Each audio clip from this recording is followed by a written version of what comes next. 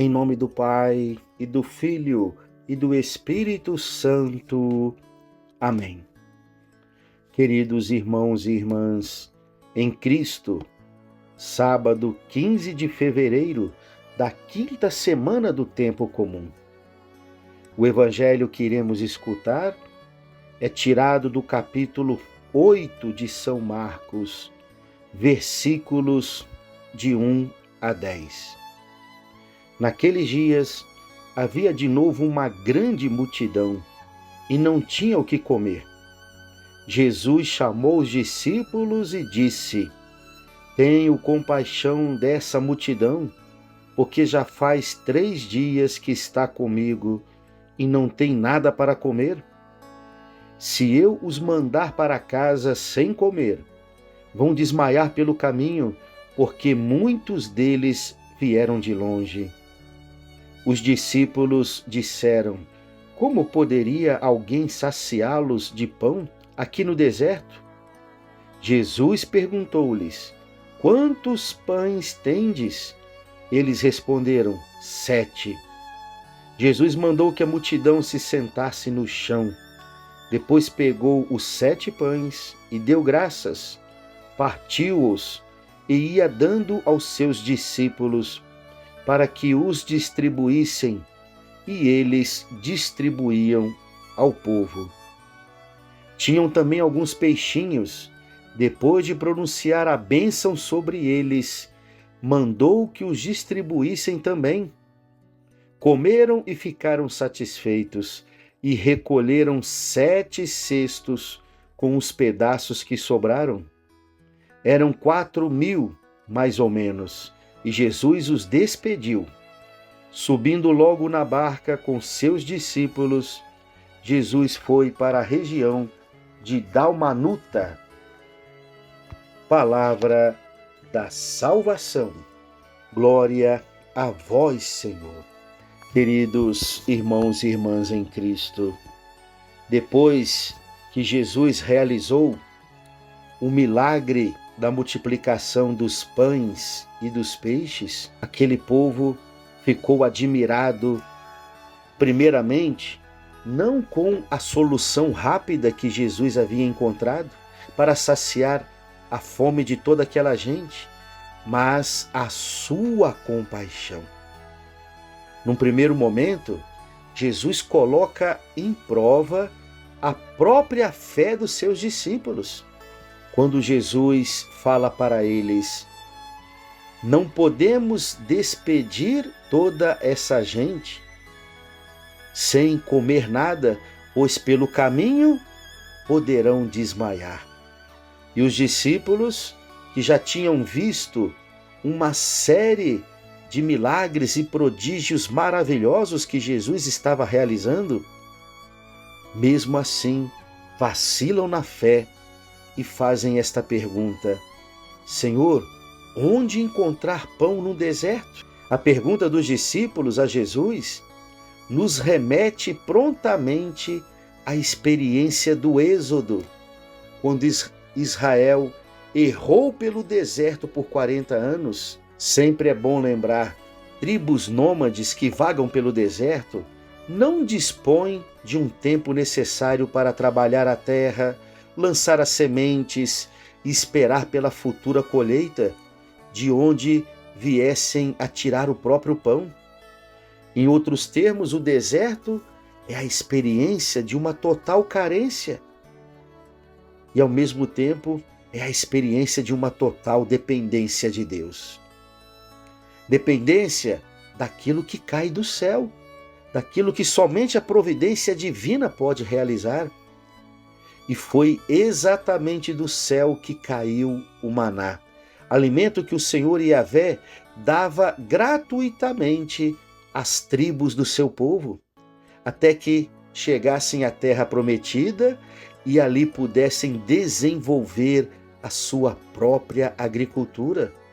Herdeiros dessa experiência que se transformara em marco referencial na história de Israel, os discípulos de Jesus deveriam ser capazes de fazer memória da providência divina então manifesta e realizar uma nova aposta no Senhor, que é a fonte de todo bem.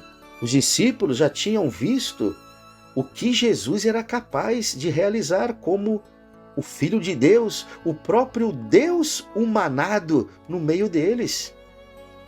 E, no entanto, a pergunta: onde encontrar pão no deserto? Traz de forma implícita uma vacilação na fé. Fica evidente que eles estão contando apenas com seus recursos humanos, com as magras provisões que eles possuíam, 7 pães e alguns peixes, eventualmente trazidas na bolsa de alguma pessoa. Pecado que ainda não foi superado por nossa sociedade, quando, em meio às suas carestia, dificuldades econômicas, políticas e sociais, a sociedade só confia nos recursos materiais que possui e jamais conseguirá lançar um olhar de fé para o céu e confiar também na providência divina. Afinal, somos filhos ou renegados?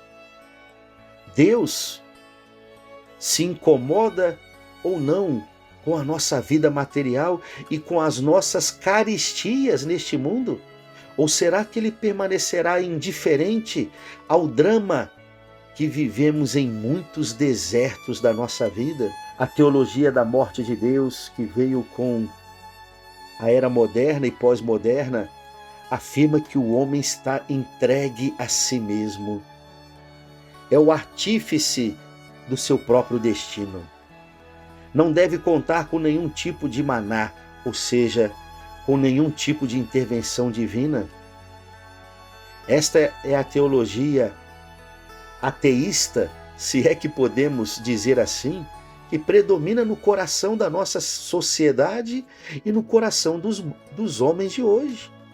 Porque se desesperam? Porque confiam apenas na ciência ou nos recursos humanos. Os santos, ao contrário, viveram a sua vida nas mãos de Deus, apostando na paternidade divina. E mesmo quando os recursos eram parcos e as barreiras imensas, não deixavam de confiar na misericórdia do Senhor. Então, contra toda esperança, entre o mar e Faraó, estende-se a mão forte do Senhor, o seu braço forte, e manifesta-se o amor que tudo pode. Não foi a maior experiência de fé que o povo de Israel viveu no primeiro êxodo? Um Deus que era capaz de abrir o mar para salvar o seu povo. É um Deus que tudo pode. É um Deus que pode sim nos conceder um maná vindo do céu.